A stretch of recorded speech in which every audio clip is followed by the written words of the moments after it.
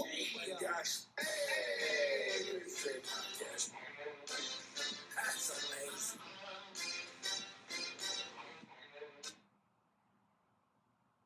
Welcome to the Crazy Dre Podcast Show, ladies and gentlemen, boys and girls. It's your main man, aka Crazy Crockett, aka Andres Podcast. Folks, I'm back. It's gonna be a episode for Thursday. I come on every Thursday. It's almost Christmas, Thanksgiving. A lot of my friends and everyone's gonna be gone. There won't be a lot of podcasting with a guest, so I'm going to have to run wild by myself. But here, I'm gonna try this. I gotta try this because and I may have to do more episodes every day, considering that that's what I want to do with my podcast to make it grow. But I like to thank RSS.com. I like to thank YouTubers now who've been watching the episodes. I like to thank Reddit for people that are connecting with that. I like to thank people from Australia, people from France, the UK, who've been listening to my podcast. Let me know what you like, what you don't like. As you can tell, I got my Detroit Lions hat on. So all you people out there that want to watch the podcast, it'll be on there. But there's a couple of things we got to talk about. We got to talk about the Detroit Lions beating Jacksonville Jaguars. Now, Jacksonville Jaguars did not have Trevor Lawrence. The team is depleted. It doesn't seem like that team's going anywhere. So, what does that mean for Detroit? Detroit scored multiple times. I think they scored every possession that they had during that game. Williamson had a good game. He had like 4 receptions, 128. I think St. Brown had over 160 yards of receiving. And, of course, our running backs are scoring touchdowns again. I've got lucky for 2 weeks in a row winning my fantasy football league. And that's something I've been struggling this year because I don't know how to – but I'm not paying attention enough to sit out certain players and put other players in. I know that I missed out a couple times, not playing Mooney in from Atlanta Falcons over Devontae Adams. That's a disappointment, actually. Picking up Devontae Adams, thinking that he was going to do something with the Raiders and Jiu-Jitsu, and then he gets traded to the Jets. You thought maybe it'd be an old-time sake moment for Aaron Rodgers and Devontae Adams. That's not the case. There are a lot of things going on in the league, but staying with Detroit right now, Detroit's got maybe a trap game. I think a lot of these games are going to be kind of, in that scenario where it could be a trap game. I know with Indianapolis Colts, I think they're 5-5. I think. But I mean 5-6. Detroit is 9-1. They have an 8-point spread on that game for Detroit. Detroit has to win by a touchdown and a field goal to score on your FanDuel, DraftKings, and anywhere that you bet online. Where am I going to go with this? I'm trying to figure out what I'm going to say next. I think that when I say about a trap game, I want to say that even though that Anthony Richardson is starting supposedly, if he doesn't have one of those mood swings, those moments of despair, I don't really know what's going on with him. I think maybe he's got a lot of pressure as a second-year quarterback. You're number one draft pick for that team. So, or at least you go in the first round with that team, and they expect a lot of good things out of you. And maybe the pressure of being the man is too much. I can't say I don't, I can say, even though I'm not an athlete, even though I love sports, a lot of these guys, I think people need to realize that a lot of these guys are human beings first and athletes second. Um, sometimes it doesn't work out, but I don't think that it's a good idea to give up on your team. Like a couple weeks ago, he did when he just took himself out in the third quarter. I mean, on third down in the first quarter, and Joe Flacco is now, well, he was starting, but they sat Joe Flacco out again because he's old. So I think if you're a young person and you are playing sports because someone tells you to play sports because you're good at it or you're supposed to be athletic person and you're supposed to be really good at something, that doesn't always put the pieces of the puzzle together. A lot of times there'll be a lot of guys out there with great talent and no heart. And there'll be a lot of guys out there with a lot of heart but no talent. And with MLB, when you got people in Major League Baseball, when you got a lot of people who are not starting pitchers and they become bullpen pitchers, that to me is kind of that guy.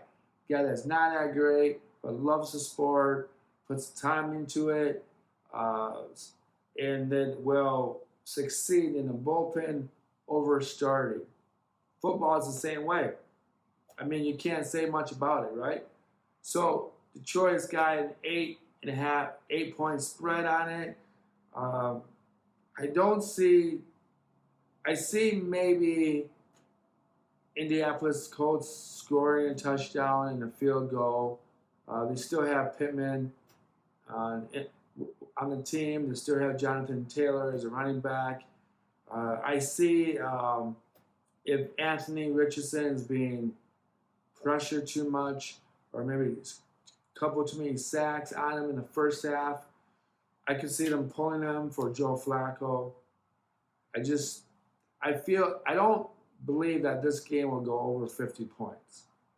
I think it'd be more of a letdown for Detroit. It'd be on the road. They may not play all their starters through the fourth quarter.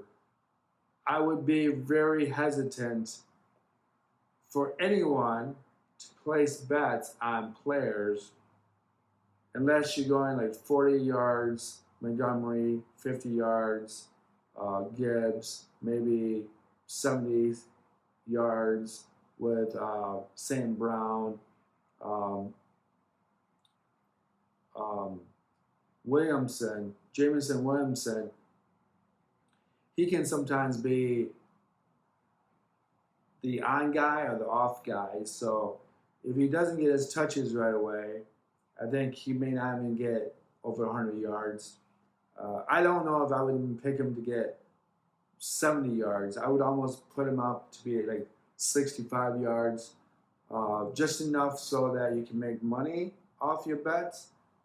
I would put at least either Montgomery or Gibbs for touchdown.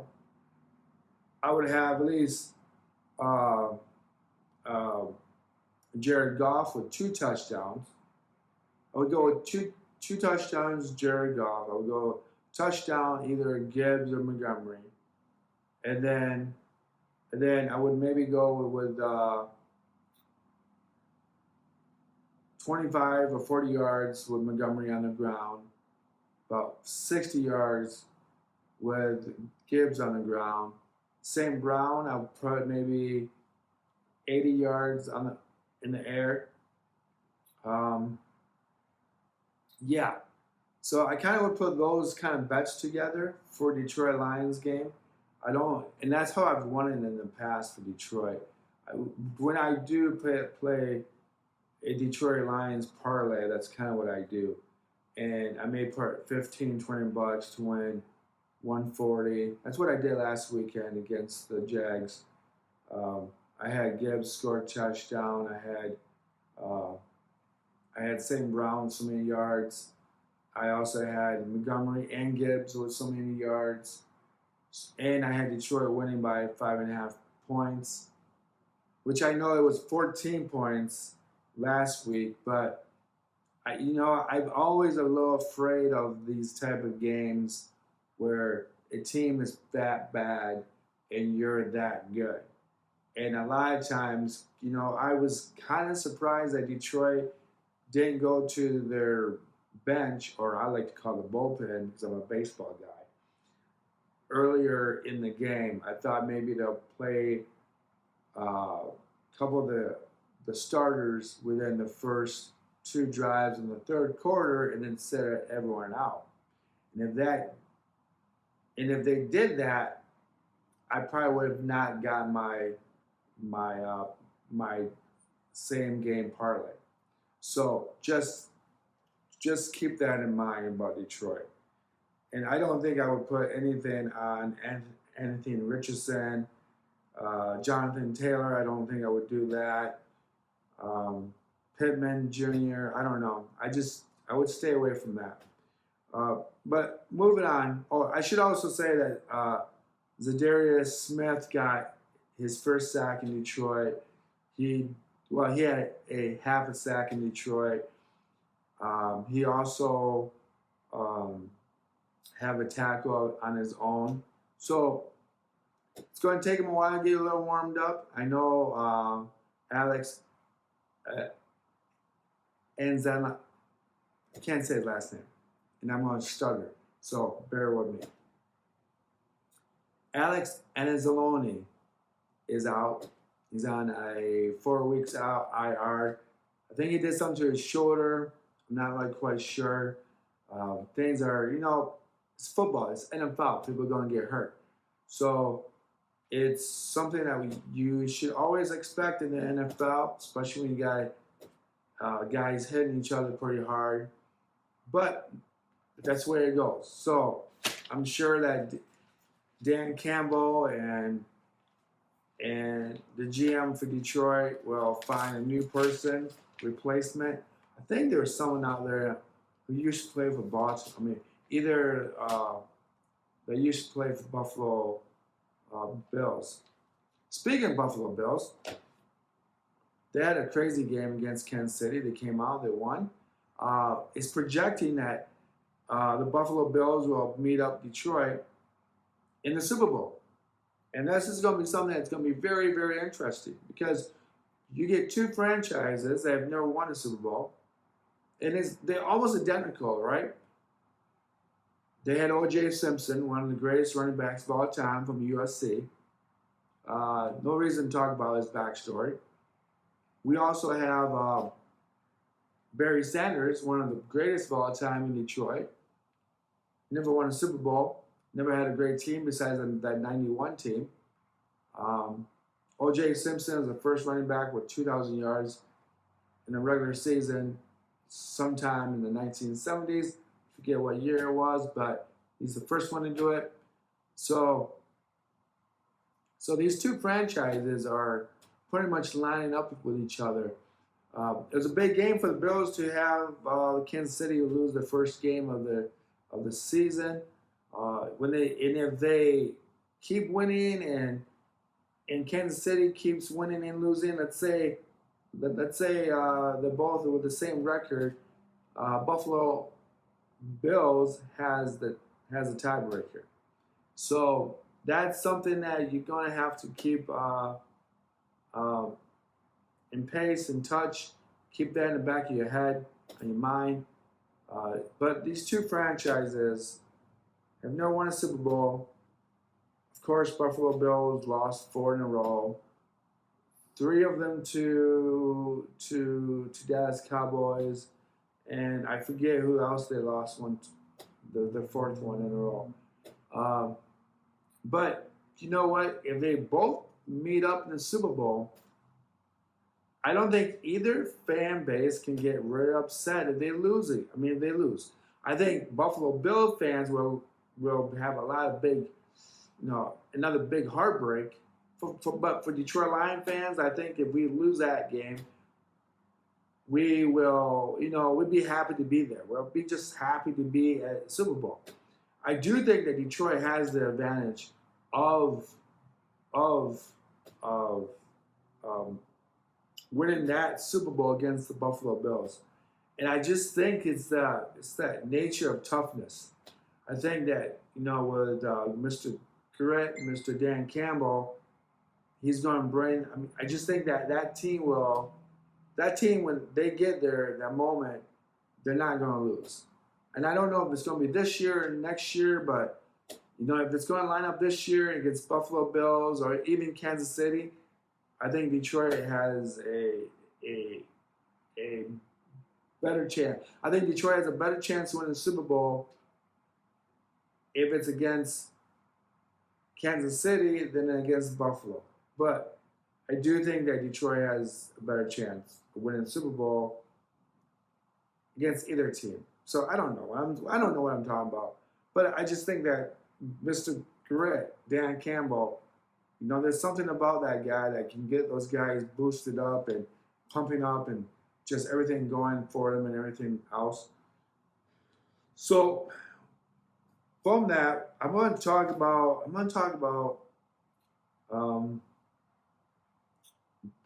the San Francisco game against Green Bay Packers, and I think that both these teams need that game. Green Bay Packers need to keep winning to keep pace with Detroit Lions. Assuming that Detroit will lose a game here and there, I don't see how Detroit's going to lose any more of these games. They got the Colts, they got the Bears. I think they're going to win the Bears game on Thanksgiving in Detroit. I really think that Detroit will win that game. It'll be the first time in about 100 years or 8 or 12 years. It's been a while, folks. It's been a long time. And the Bears are not that good. The Bears have a lot of problems. But I do think that San Fran needs to win this game. And so does Green Bay Packers. I think San Fran's got a little bit more of a problem. They got Prudy that's hurt. Christian McCarthy. McCaffrey. He is, I think he's back, but I don't know what's really going on with him. I know that George Kittle is questionable. Brandon Ayuk, he is, questionable as well.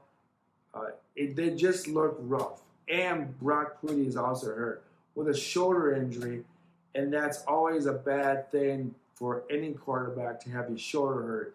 Even if it's not your throwing arm, the fact that you have to rotate your body into the right direction where the ball is supposed to go, and when you twist, when you release the ball behind your ear, which is how you're supposed to do it, it's like a pike.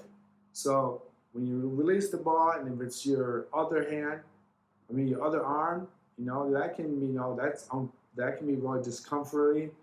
When other teams come at you and they bump you, hit you, that hurts. So I don't know if he's on the sling. I don't know if he's even practicing, but that's something that that Green Bay will have an advantage of. I do think that Green Bay will win that game, but both those teams need that game. Well, I just saw on TikTok today, folks, that there's 3 coaches right now that may lose their job. And they're kind of making controversy. I don't think that might be happening, but the list goes with Zach Taylor of Cincinnati Bengals. They're having a rough year. They got rid of Mixon. He's now with the Texans. They're having a great year. I didn't think that Mixon was going to be a great running back. I got him off waivers or something, off my fantasy football team league. So I got lucky. I got very lucky. I got him. I started to win games off my fantasy football team when I picked him up. So good for me, bad for Cincinnati Bengals. Maybe a new start for Mixon was the thing to do from Cincinnati to the Ravens. I do think that one of the key problems with Cincinnati is probably something that's not spoken of. I do think that Joe Burrow might be hurt from last year. So no one's really talking about it. Everybody thinks that Cincinnati's defense stinks, but the offense is on the field not enough, and they can't move the ball down the field, and the defense is always on the field. The defense is going to suck because by the third, fourth quarter, they're going to be worn out. They'll be giving up yards. They'll be giving up big plays. It happened in Detroit in the past when we even had a mediocre team. That if the offense isn't pumping enough points or keeping the ball in their possession, the defense is going to suffer in the long run. In the short run, the offense hurts.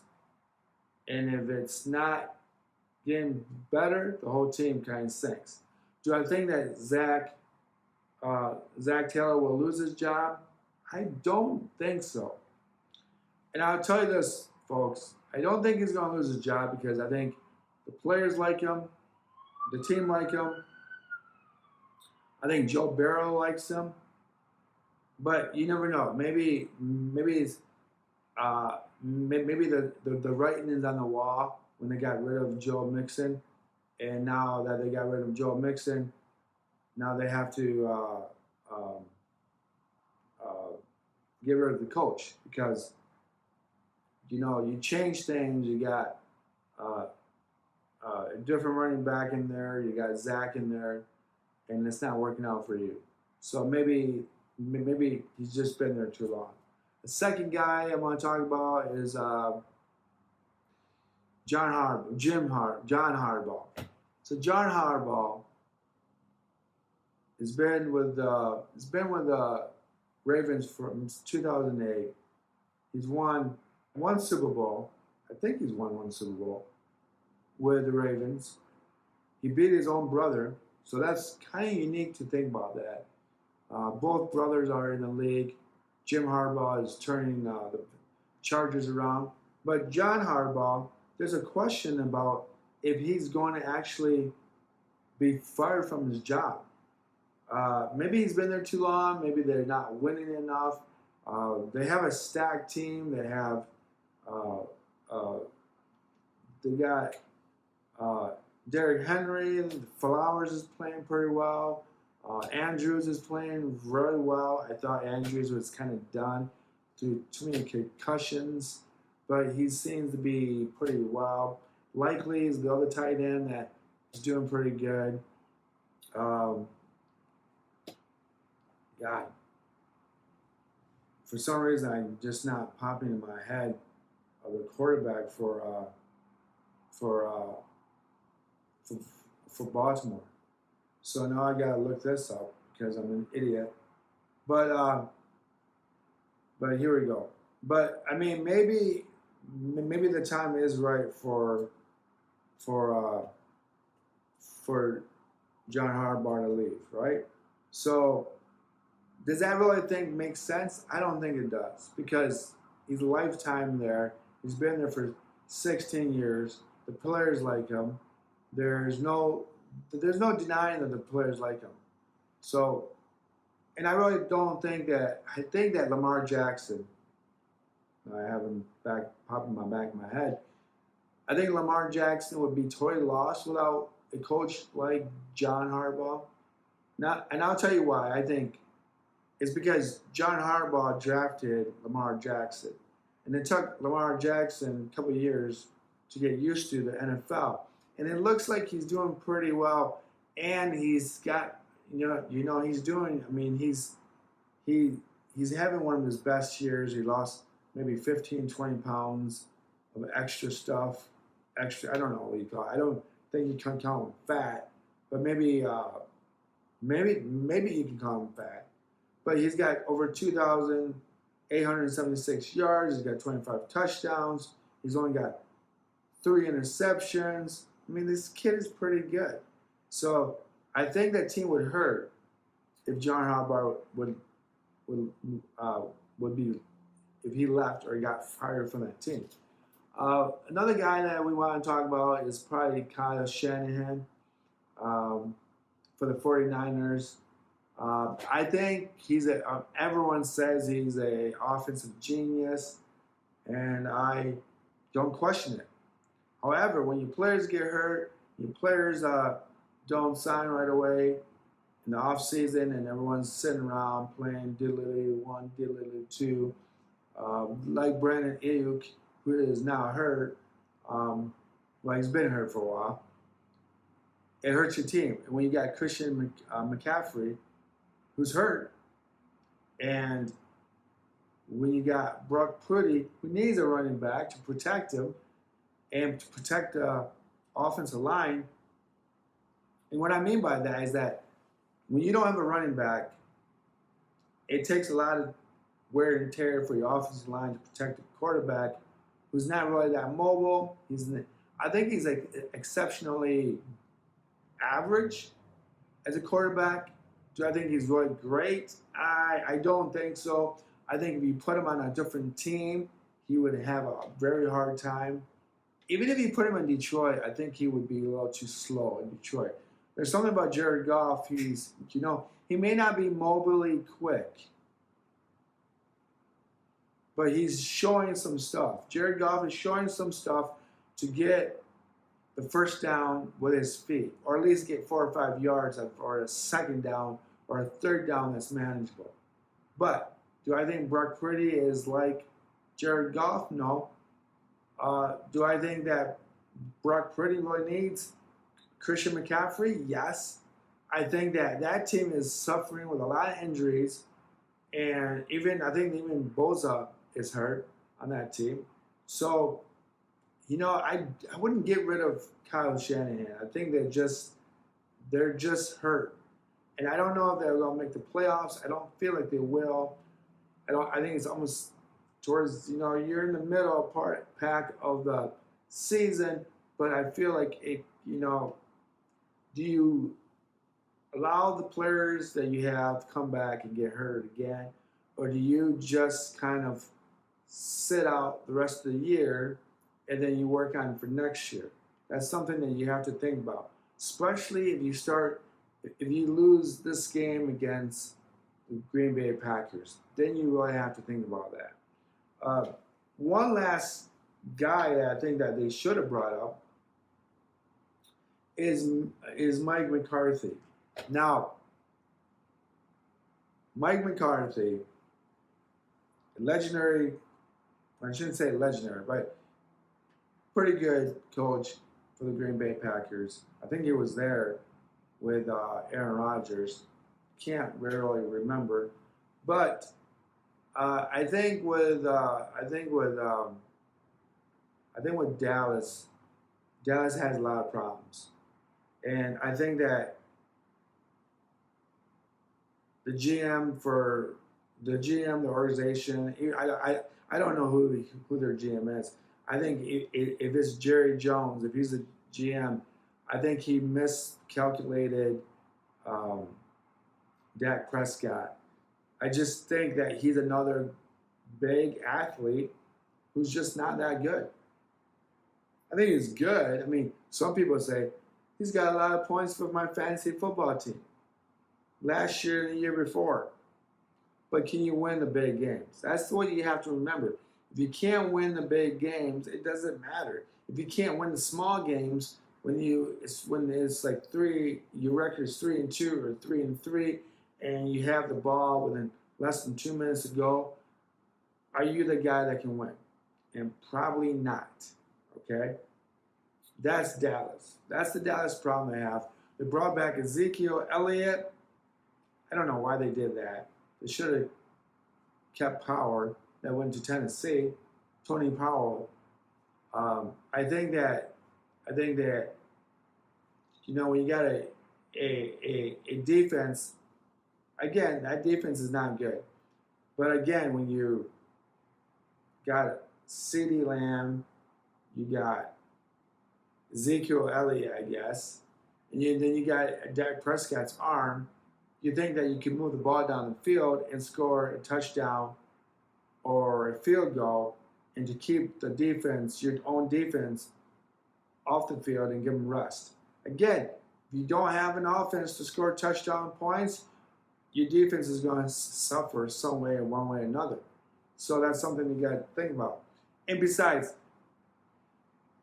when we talk about Dallas's coach, Mike McCarthy, you got to realize one thing, that a lot of people are saying that Bill Belichick is going to be the next coach for that team.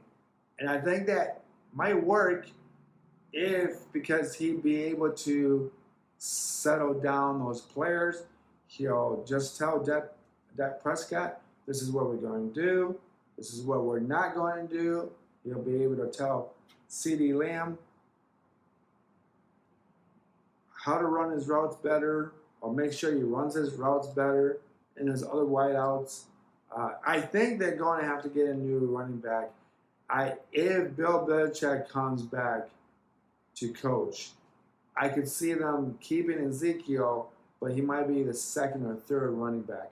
I don't see him there in a couple of years. I don't even see him next year. I see that they might just write him off a contract offer and just say, thank you for coming back. We appreciate you. It just didn't work out. It didn't work out in the beginning. I don't know why.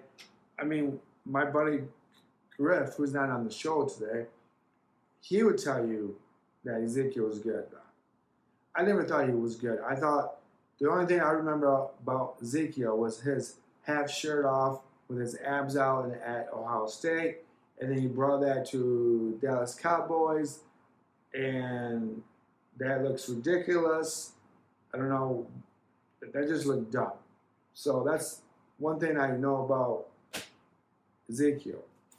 That's just one of those things I just didn't agree with. You know, I'm just got to say something about well, I know I'm going to stay with the NFL. Aaron Rodgers might be sitting out for next game. The owner of the Jets, his name is Woody Johnson. Some people say he's the worst owner of any sport ever. He could be. I think you got to realize that what Jerry Jones says, this is a business. We own you. You're just an athlete. Get over yourself. That says a lot. It says a lot about you guys out there who are playing because you love the game. But if this guy Woody Johnson believes the same system as Jerry Jones, players are going to leave. All right? They all will leave. No one's going to play for the Jets. And the Jets will be in a horrible state of rebuilding. But I wouldn't be surprised if Aaron Rodgers takes himself out for the rest of the year. I don't think it matters what team they're playing. I think that even Davante Adams will probably follow suit. If Aaron Rodgers sits out, I think Davante Adams will sit out. I think it's a crying shame if you're a Jets fan that you have a team like that you have a team, an organization. They just booted their GM, Joe Douglas, a couple of days ago. So everyone's getting fired on that team. I do think that maybe Aaron Rodgers will get fired himself before he gets traded or released, or if he wants to get traded himself. So I think that's something that the Jets are just garbage. And I tell you the truth, some people are telling me that Aaron Rodgers might go to Minnesota Vikings because Vikings are, kind of stacked. So, I mean, they got Justin Jefferson. I think they got, I don't know who they have for the running back. It's not Aaron Jones. It's, is it Aaron Jones? No, I don't. Yeah, I think it is Aaron Jones because Jacobs is with the Green Bay Packers. But that team's pretty stacked. However, I think Sam Darnold, he may not still be the man. I mean, he's got a good team. The team keeps winning. They've lost a couple of games, in a row against Chargers and someone else. So maybe they need someone like Aaron Rodgers. It'd be kind of funny if Aaron Rodgers goes to the Vikings the same way that Brett Favre went to the Jets. He got booted out for showing his wanker to one of the girls that worked at the Jets land, and then he moved over to the Vikings. Aaron Rodgers might follow suit. And it'd be kind of weird. It'd be deja vu. Doesn't mean they're going to win the Super Bowl. It just means that team's going to be good for one more year. And what does that also mean? Justin Jefferson might want to be traded by his second, third year of his contract. So if it's true, I know he just signed a big contract, but if it's true that Aaron Rodgers goes to the Vikings and they lose, that means Justin Jefferson will probably say, I don't want to be here anymore. Because then that team's going downhill, right? The WNBA, Cleveland now has a WNBA team coming up. So congratulations to Cleveland. Congratulations to the league. It's going to be a long road for you guys. I don't know. Like what I said before, I think what would help the WNBA would it be having that both of those teams play at the same time, the same season. You might want to play the women's game at matinee, maybe at 1, 2, maybe 3 o'clock in the afternoon.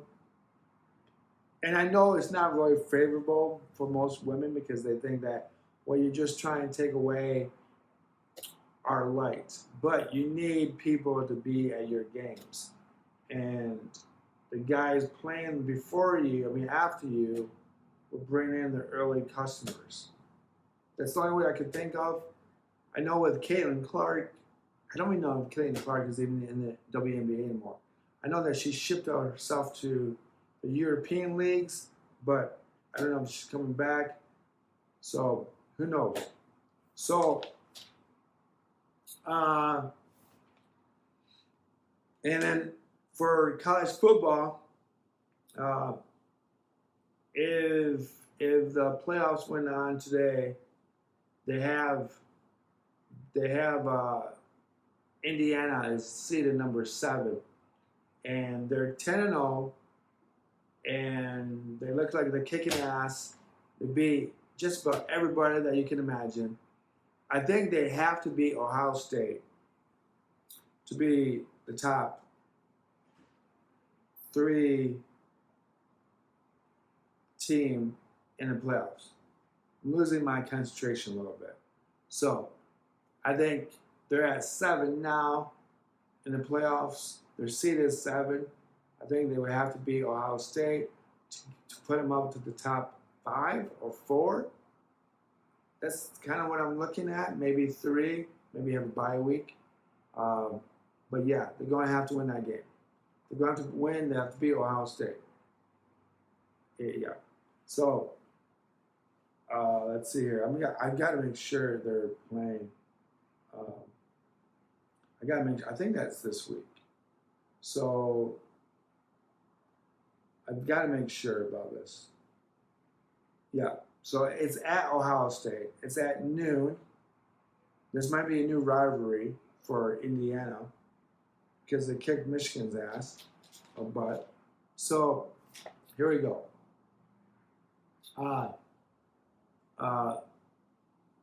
The coach, Kurt Signicta, he got a $72 million extension. I think they got him for 10 years. 10 or 8 years. But I think that 10 years is a little bit too long. I think I would sign him for about 4 years for sure, maybe 5.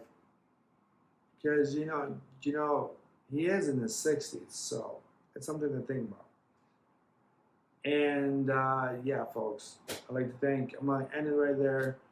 I'd like to thank everyone that listens to the podcast. Go Detroit. Be those Indianapolis Colts.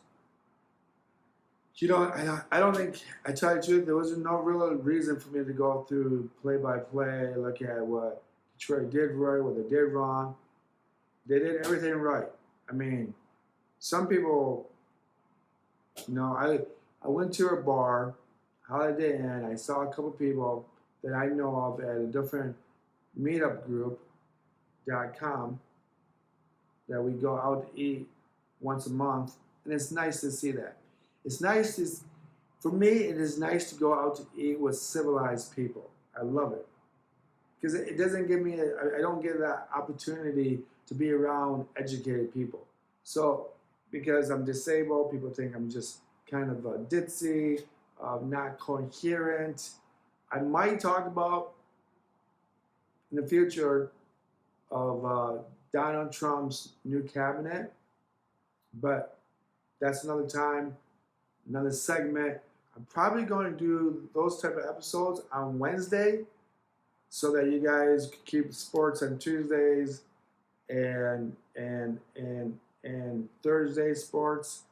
But peace, love, and and happiness.